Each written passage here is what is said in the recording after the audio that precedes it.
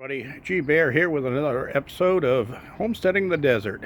I'm in the OC right now, and this is my mandarin tangerine tree I bought a bunch of years ago, and I stuck it back here because I had no other place to put it. But I've air layered a couple off here, and you can see I'm doing another one here, and I just checked it. That's why this is not wrapped neatly.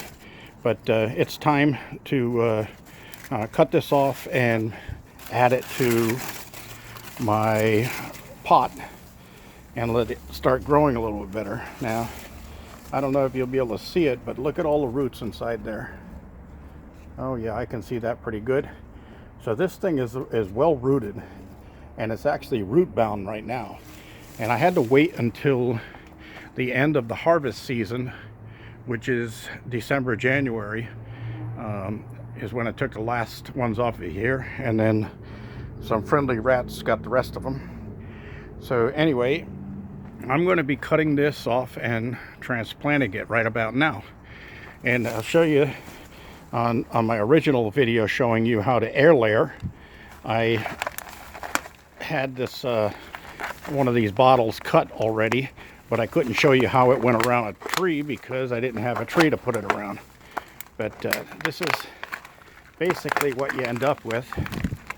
And I'm trying to get this thing off of here one-handed while videotaping. Let's see if I can do that. Don't worry about losing any dirt right about now because it's going to go into a pot full of dirt.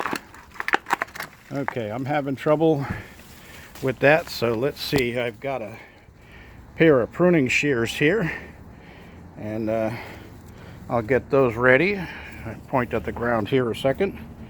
And here we are with pruning shears, and let's see if I can get this off. We have some ants in here that decided to take up residence inside that pot.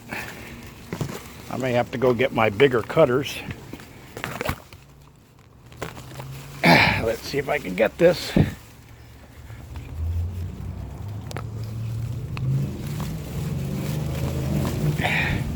Now you see I've got a support here that was holding that up, because right where the roots are, it would actually break in half if I didn't have the support. So I'm going to take that support out now, and with all the tangerines that were on it, it would have broke off real easy. So now I can finish cutting here. Here we go. And we're going to take this over to the pot I have prepared for it, and we'll take the rest of the bottle off. And that's what it is. It's a soda bottle that I cut down the side and then made a hole in the top. Then you wrap that around the base, fill it with some good potting soil, and then you wrap that with, I wrapped it with clear cellophane, and then I also wrap it, the whole outer side, with aluminum foil, as you saw when we walked up to it. That's to keep the sun away from the roots. Now, right now the sun is on the roots, but it won't matter because I'm going to be planting this here real quick. And what I do is I like to wet the first bit of soil I put down in the bottom here and make sure that it has a good soaking, so I don't have to try to soak the water all the way through. Now you notice the water that's coming out of this has got a little color to it. That's because I've added a jump start nutrient to the water in order to give it some nutrients when I'm doing the transplant, and it also helps prevent shock. So now I got some extra soil here, and we'll add a little bit more so I'm not down too deep with my plant.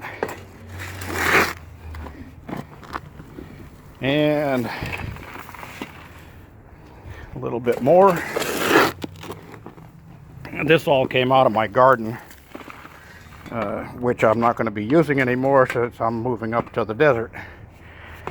But okay, so I think that's going to be enough for here. And again, we're going to wet it, give it a good soaking.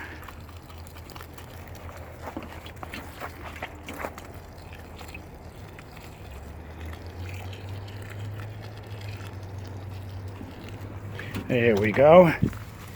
Now we can put the cutting into the pot, and I will be staking this when I'm all done.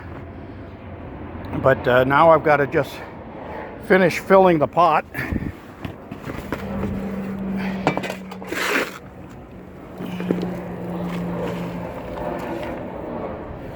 And you don't want to go too high when you're doing this, because you'll end up damaging the tree. You want to be just above where the rootstock or the group of roots, fresh roots are, so that you don't hurt the bark of the tree. And let's see, I need a little bit more soil in there, and then I'm going to finish soaking it, and then it'll be ready for staking.